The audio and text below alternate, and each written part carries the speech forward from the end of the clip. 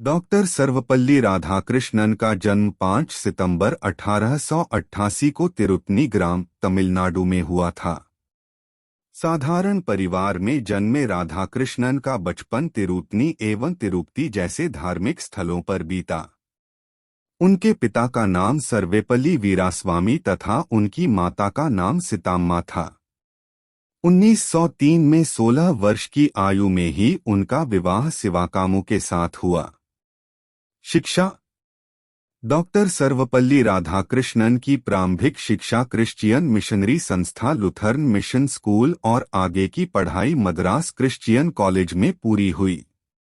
School के दिनों में ही डॉक्टर राधाकृष्णन ने बाइबिल के महत्वपूर्ण अंश कंठस्थ कर लिए थे, जिसके लिए उन्हें विशिष्ट योग्यता का सम्मान दिया गया था।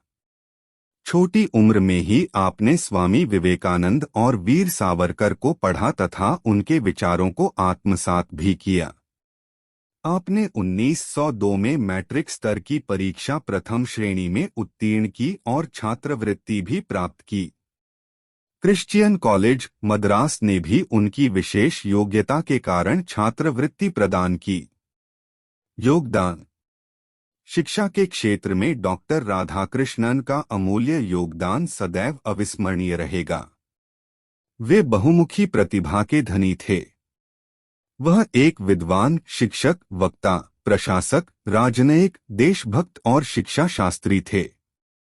अपने जीवन में अनेक उच्च पदों पर रहते हुए भी वह शिक्षा के क्षेत्र में अपना योगदान देते रहे।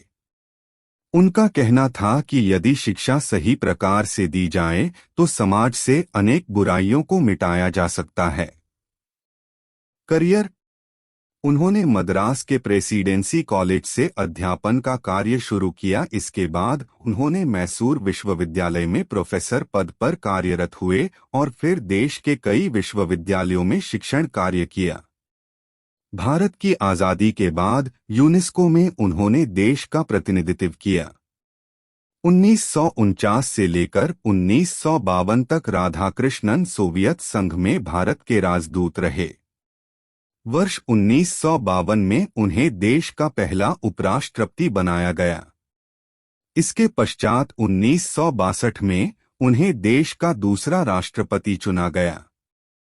जब वे राष्ट्रपति पद पर आसीन थे, उस वक्त भारत का चीन और पाकिस्तान से युद्ध भी हुआ। उन्होंने 1962 से 1976 तक दूसरे राष्ट्रपति के रूप में कार्य किया। वे 1967 में राष्ट्रपति पद से सेवानिवृत्त हुए और मद्रास जाकर बस गए। सर्वपल्ली राधाकृष्णन को स्वतंत्रता के बाद संविधान निर्मात्री सभा का सदस्य बनाया गया था। डॉक्टर राधाकृष्णन ने अनेक महत्वपूर्ण पदों पर कार्य किया। वे पेरिस में यूनेस्को नामक संस्था की कार्यसमिति के अध्यक्ष भी रहे। यह संस्था संयुक्त राष्ट्र संघ का एक अंग है और पूरे विश्व के लोगों की भलाई के लिए अनेक कार्य करती है।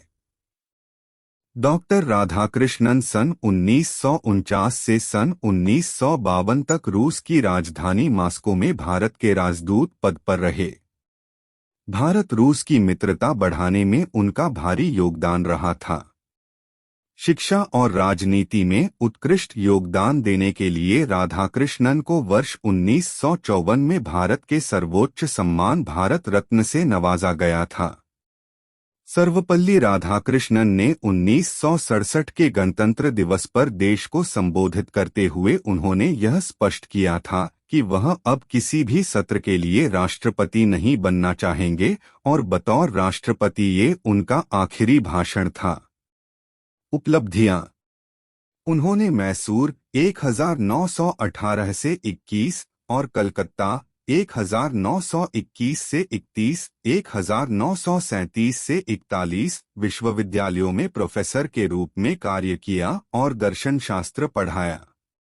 इसके अलावा वह 1931 से 1936 तक आंध्र विश्वविद्यालय के कुलपति थे।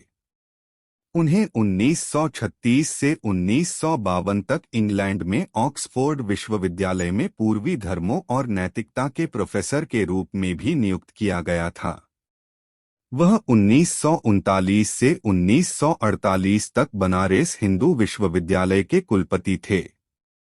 1953 से 1962 तक वह दिल्ली विश्वविद्यालय के कुलपति थे।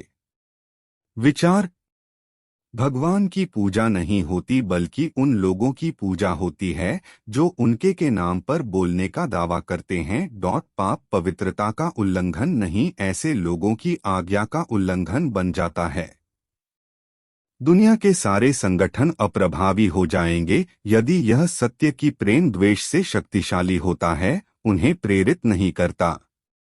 केवल निर्मल मन वाला व्यक्ति ही जीवन के आध्यात्मिक अर्थ को समझ सकता है।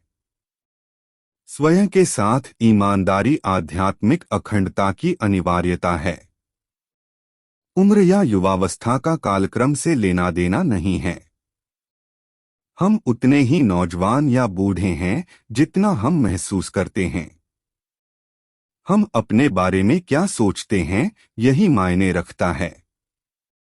पुस्तकें वो साधन हैं जिनके माध्यम से हम विभिन्न संस्कृतियों के बीच पुल का निर्माण कर सकते हैं।